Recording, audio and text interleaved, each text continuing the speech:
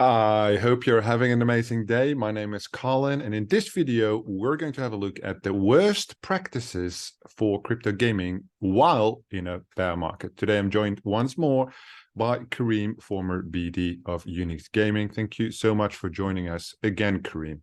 What's going on, everybody? My name's Kareem, aka just Kiro, and it's awesome to be here again. Many Yeah, questions. Ooh. I'm wearing a white shirt for the first time in like a year, Yeah, by the you way. should wear like a proper white shirt when we do recordings. I'm repping the Devers. All good. All good. Mm, In terms of, the bear market, obviously the circumstances that take place, right? There's many crypto gaming opportunities still. We see a lot of Metaverse projects building, raising. Overall, there's obviously quite different characteristics. When first, still, Metaverse is probably one of the biggest booming terms, right? But the momentum has slowed down a little bit now. The money inflow has become significantly less. And these projects require a lot of funding, right? Games in general, I would say, if you want to build a yeah, proper game, it yeah. requires a decent amount of funding. Yeah, GTA 5 Overall, costs $500 million to make. well, there you go. Yeah, In terms of that's maybe even one of the best things to start off with: yeah. timeline and the money, the race, right? Right. From what I've seen, or at least the project. So I did in the last 2 weeks 8 Metaverse projects in terms of just talking with them. They all look for advisory, token races, whatever, reviewing the white papers for them, see what the quality is like. And I see either one of the two options, one I like and one I dislike. So while I sketch the worst practice, you can also, obviously, everybody here take learnings from what might be more feasible. One of the elements that I think is super interesting is that when we talk about a metaverse, one of the initial fundamentals here is an NFT land sale, right? It happens in every single metaverse. They need Yeah, to raise funds. The token, they can't raise enough funds because it hasn't been developed enough. And what happens is you'll see almost close to 60 to 100 million raised on the NFTs, right? right. Okay, your project needs a lot of Massive funds. funding, apparently, right? Yeah, For a metaverse. Whatever right, that might mean, right? Some of them are just mini games. They're not right, even metaverses as the scope of like an open world interconnected galaxy right. of playability. Overall, I'm going to interrupt you really quick. The funny thing is about you saying that interconnected thing is it's the same reason I think it's really dumb how so many people are building different metaverses, and the whole point is to connect, and everyone's trying to segregate. It's so well, counterintuitive. it's still, yeah, but maybe like 10 years down the line, they would be able to interconnect. Yeah, Overall, what I'm thinking right now in general is that my main concern is not the race, right? If you can raise 70 million, then raise it, yeah, right? If that's what yeah, the investors thinks it's worth, it's fine with me. I don't care. What I do care about is the time frame that you want to raise it, right? Because ultimately, if you tie yourself as an advisor or even a like business strategy advisor, which is not on the deck, right, but just helps them with the execution of the plans, that's usually what I do. Uh, just the strategy, not the implementation, right? You're looking at things where well, the project I reviewed yesterday with one of my partners was quite interesting because I gave them advice 2 months ago for free and they actually implemented it on the deck. Cut the land sale up in 10 phases where you go, their first raise is only 500,000. Their last raise is 6.5 million, right? So you build it up in a trend, and this is across 36 months. mm, Because why would you need that 70 million from the start, right? They can get started with 200K, right? right, It's a team of 12 devs. They're right. Eastern European, right? They have built 8 games before, which were all extremely successful, right? In their own leagues, right? So Right. we're not talking Call of Duty, Fortnite, No, Ubisoft of style course. I games, mean, but success is very subjective. yeah, this is like a free-to-play game on Steam with 120,000 positive reviews, Wow. right? Wait, So that's a that, nut. That's that's insane. crazy. That's crazy. But it's like way back. It's a game from way back, right? And some of these games they don't get updated anymore, right? They're like Yeah, seasonal yeah. editions and everything. And there's a Uh, lot of different I'll options be that go honest. I into wanted it. to go. Yeah, I wanted to. I'm just checking. I was checking Steam now. I was like, dude, I want to like Yeah, I can't say 120. I can't say the name. 120,000 positive. No, I don't mean that. Like, I mean, like, I'm Maybe trying it's to look at it. 120,000 for the entire studio, but they only have like I Yeah, think 3 games on Steam. yeah, But it's very, very interesting, the analogy it's of where they incredible. want to listen. And I would say that's one of the major red flags where, I go through the deck, then if there's a light paper or white paper, we review it. And the simple question, right, is why do you need that money right now? Right. What is that money being used towards? And I think specifically in the bearish market, in the bullish market, if there's overflow of money, still is a relevant question, but it might not matter as much. And in a bearish market where there's like a lack of liquidity in the market, the first Right. thing you ask, why do you need these funds? If your burn rate is, let's say even if it's 50,000 a month, right, for a starting team, then why would you need 70 million? It makes no sense, Right. right? The I feel like a lot of opportunity, people just ask for money without really considering what they need right now. Like, you got like, no, I feel like people, when they say like, I'm trying to raise this much, I'm like, you're already trying to like make a profit on a raise that you're supposed to be putting into the game. That's the impression I've been getting a lot from a lot of, I'm well, not gonna yeah. name any, So but like, what's gonna happen is they're gonna spend that money on other shit. Then you right. get like the Lamborghini and a fucking mansion in Panama. And then what do you do to your investors? Like, yo, your investors, the 100 grand that you just raised that you were supposed to put into development, you just, put the down payment on a house in French Polynesia. I'm like, dude, that's not gonna build a metaverse. Exactly. And I mean, it doesn't always have to be this way, right? Right. But it's definitely one of the things where I'm like, that doesn't look right. And then the argument is we're doing this because everybody else has been doing this. It's fine, right? But we're not in that market right now. The metaverses have developed, right? So that's one major point. The other point is more on a gaming user experience level. So you might have a better understanding than me on that. Right. I think the low quality metaverses, where I'm referring to like Sandbox, the whole Minecraft Ooh. style, I would it avoid the term low quality. I would say low pixel count, low graphical same for me. fidelity, maybe. Yeah. Same for me. So because I you can assume say that, because you can't really say that like Minecraft is low quality, because I think Minecraft is probably one of the most successful games of all time. well, And I it's would say so, like yeah. graphic wise, if I would Yeah, look at something like Call yeah, of Duty and Minecraft, if you would right. show it There's no to any comparison. investor, they say that shit looks low quality, right? Although the users might love it and it's I like a genre of absolutely its own, love that you said that. I right? absolutely love that you said that. Like, to an investor, you'd pick Call of Duty every day. But Yeah. yeah, I love that you say that, because like that just goes to show how important it is to really understand But I like would what's going also on behind the never play scenes. Minecraft or something like RuneScape because I just don't like. I like the Yeah, high you don't like the tech graphics. You like the and graphics. environment That's and fair. everything, right? That's So perfectly fair. A lot of people like that. I don't care how good the user experience is or whatever. I just like I'm thrown off You by the want it to be basic pretty. fundamentals. Yeah, the same thing. You love to play shooters. Okay, here you have an axe and cut down these guys. No, I want to fucking shoot them, right? Yeah. It's different though. We're gonna demonetize the game. Yeah. Yeah. We were never monetized in the first place. Don't worry about it. I am. Oh, Overall, when we speak for look at your. Yeah. the no, it's all good. On the scope of different things, I think that's quite interesting where you see a lot of clones, right? And Right. that's the problem I want to And that refer is to. one of the worst practices. Stop trying to copy. Just do your own thing. Like, It makes no sense to me. if you don't have your own unique idea, then what the hell are you doing asking for money? Right. I mean, even the whole bandwagon thing, right? I think the last major one was like the move to earn thing. As soon as Steppen collapsed, Right. everything collapsed thereafter, Yeah. right? And they're trying Right. to spin off some things and make it different. But the principle is obviously when you have first mover advantage, you have the highest risk, highest reward ratio, and then 96% of the projects thereafter are cash grabs Right. basically because Right. I don't think it's a wrong idea to jump on a moving train, right? That's Yeah. probably an entrepreneur is probably one of the smartest things. Less friction, it's already Agreed. moving, just keep Agreed. going, but Agreed. there has But you to be can't just some copy paste. differentiation. Yeah, Right. You need to because have like a USP. what about the XE clones? So, like, I mean, like, me and you, like, we were talking about that before we hit record, but we're gonna talk about like a lot of things, and Axie is one of those things that I want to talk about. How the success of Axie has actually slowed down the industry because of how successful it was. Everybody, because the game is quite simple, like, technically speaking, there's really not much depth or difficulty in developing a game like Axie. It's just a bunch of numbers and It really isn't as complicated. You don't really need to worry about physics and all that, like in a larger type game. So those games can be made on a really short time frame, and actually just, they raked in tons and tons of money, and everybody just was like, I want to do that, and then everybody did that.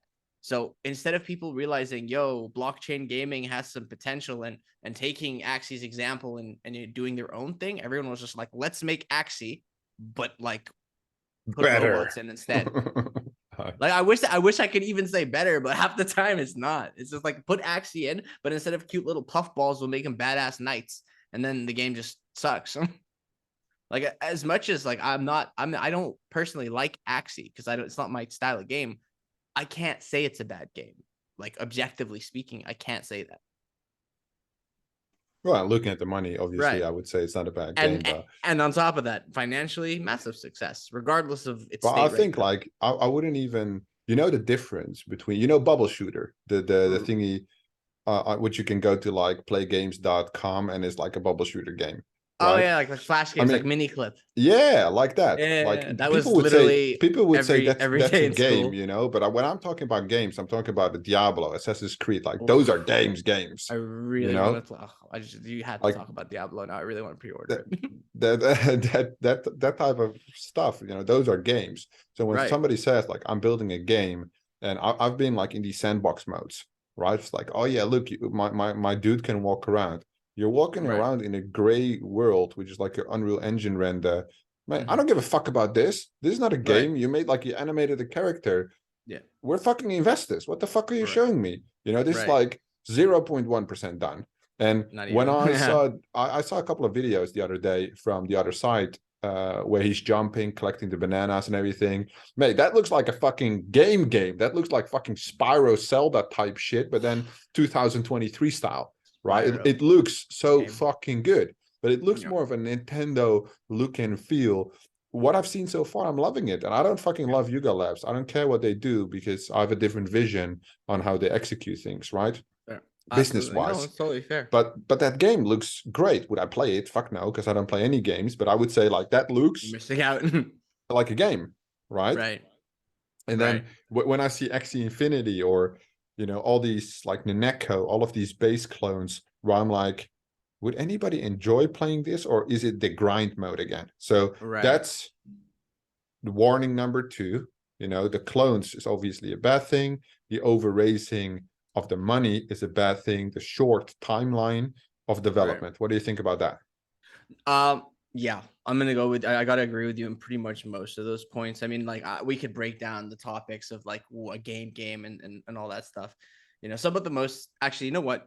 Minecraft started as an indie game with like basically like one or two people developing it. Like it was barely anything, and now Minecraft is basically a conglomerate. You know what I mean? So like you're like honestly, if you have a solid idea and you execute, then it doesn't matter like what kind of money you put into it at the beginning, because if you show a good foundation or proof of concept or something like that, it'll blow up. I mean, some of the biggest, most Yeah, but I successful reckon games of it's the it's last it's 10 so years much are all more. indie. It's so much more in effort than anything else. If you look at like, because that's like 1 in 10,000 games. Right. Remember Also, Warcraft, just right. Warcraft 1. Then Yeah. Warcraft 2 was a little bit better, almost the same. Warcraft 3, Phew. Reigns of Chaos, that was like their big hit, right? Yeah, But and that's then like the and League of then Legends pre-built, right? How that's to I was to compete. that That's why it that started. And I game played that game. that game invented sorry, not even that game, dude. I'm about to go into really really deep, like that game invented a genre. A couple of modders just trying to have fun with the game invented one of the largest genres that we have today, like, Right you know now, what I mean, yeah. like, and then they did it But for free. but the thing is, it took Blizzard so long. Right? When did Warcraft 1 came out? That's fucking 1990 or something. Yeah, It was 9090. crazy. And Yeah, then World of Warcraft was their major. They did was it StarCraft as 99 well, or which was 2002? great. When did WoW I don't come know. out? But I 2002, was I think. young, at least. Yeah, I was Yeah, like yeah, 10, yeah, so same. probably around Yeah, that time. But then World of Warcraft was their massive hit as the first major paid right. subscription MMORPG. You had to go to Yeah. the store to get the card, type in the I code. It remember was that. local. Every single town had It was them. It was wild. mad. You know, Yeah. it's massive. And then if you look at World of Warcraft back then and right now it's 50 times the size, 50 times less players, maybe, right? Or Yeah. relatively speaking, compared to the Yeah. global gaming environment. You know, For sure. these things, I think, is what games in general, you know, we spoke about it before, right? The Right. timeline is very important. I think the setups that like Godzilla is doing, right? Hmm.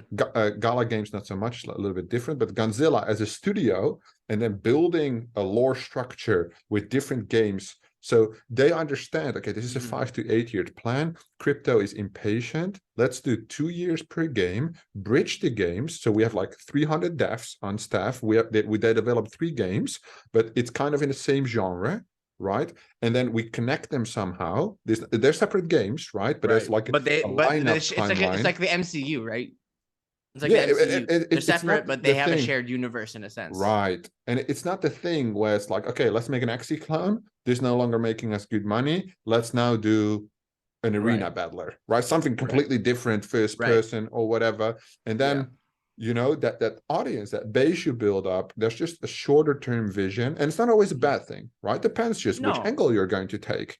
Right. We discussed lifetime of these games before, major games like Witcher 3, a year and a half, right? Before it dies out.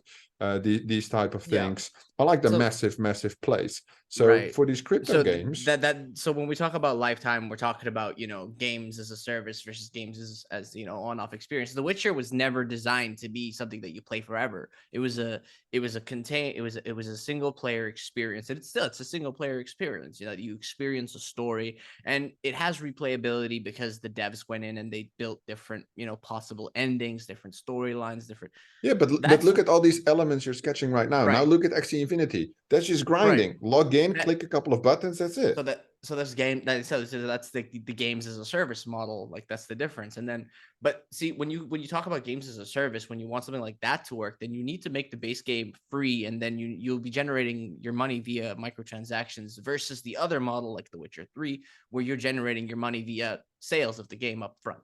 Hmm. Right. And then when you're generating sales up front, when you're selling like a game, like like a disc or something, I was gonna go into DRM, but then I realized there's no. It's I just don't know what that company means. just does it. Yeah, it's basically like the anti-counterfeit thing, so people don't rip games off, and that kind of DRM. When you add DRM to a game, you basically cut the game's like potential, because DRM takes up and hinders the performance of the game so much. That's why CD Projekt Red, the guys that made The Witcher, it's like one of the most incredible things I've seen. Like, they said, we're not building any DRM into our games. We want you to play it, even if you have to illegally pirate it. We don't care. If you like it, I hope you come back and buy it. When I first played The Witcher 3, I What probably was the shouldn't say DRM this. again? So I can't remember what it stands for, but DRM essentially it's like the anti counterfeit thing. So that it's like anti counterfeiting, so that you can't just upload the game for everybody to download for free. It's to Ah, protect them, okay. right? And so CD Projekt Red are like known for not using any kind of DRM to prevent people from pirating their games, because all they want is that, like, yeah, I'm not gonna lie, I'm such a fanboy, but like, I just love what they do. Like, they said, I don't like, if you pirate our games, it's cool. Like, if you can't afford it, then pirate it. We want you to enjoy it. First time I played The Witcher 3, I'll be honest, I probably shouldn't admit this, I pirated it. Like, I downloaded it illegally and I played it, and I loved it so much that Just I chronic went. bastard. I loved it so much that I turned around and I bought it on Steam, and then I bought it on PlayStation. That's how much I loved it. I got it on PlayStation on Right. pre-order, and then I bought another one on PlayStation, gave it to my sister. See, if the game is good, people will buy it. I still play The Yeah, but Witcher I every now and then, reckon, honestly. like overall on the momentum side of things, it is uninevitably a good argument for these games. So the stimulus of the cash grab, although it's not a cash grab, but it's just a short-lived business model, is because the crypto market has a very short attention span. They're forced to deliver. So it makes sense, right? I think Right. we can agree on these 3 things then, to sum it up. 100%. 100%. Short roadmap, Yeah. I see. overfunding.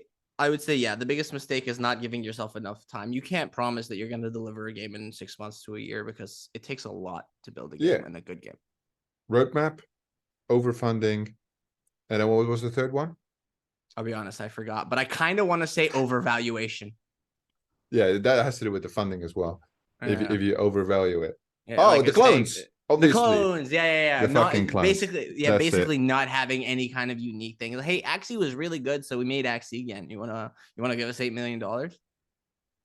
I see a lot of Call of Yeah. Duty or Counter-Strike clones, Counter-Strike specifically, clones in crypto as well. Okay. Yeah. I mean, I'll be honest. I hope one of them turns out good because I love Counter-Strike.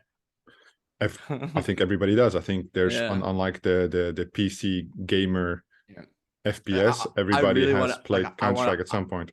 Yeah, I really want to get into With this the whole Desert topic Eagle, you about. shoot and then it flips it, right? Bang, bang, Dude, bang. yeah, you shoot and then you scroll up or Q, Is it whichever still button you like have that set.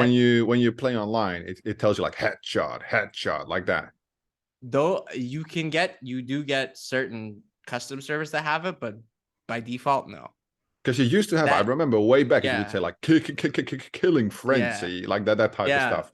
killing spree, Yeah. monster kill. Oh yeah, Dota 2 those does ones. that. Yeah, Dota 2 still has those. I pretty much all actually Counter Strike. I'm shocked that they don't have that now, but Half-Life does. But anyway, besides the point, you know what? We talked about Warcraft, we talked about CS:GO, and now I'll be honest. I really want to do a video on my channel talking about how those games, the biggest esports games in the world, the esports genres in the world, they were both originally created as mods. Half-Life, the first Counter-Strike was just But a we mod. talk about crypto gaming, bruh. Right, I know, but now I'm You like, talk about that I shit got. on your own fucking channel. All right, well, come to my channel About if you want to that, learn about the history of gaming. link in the description below. All right, everybody, thank you so much for watching. This was everything for today. Yeah, what the fuck was I going to say? Thank I don't you know. so much for watching, and I hope to see you I pointed too early. I pointed too early. in the next one.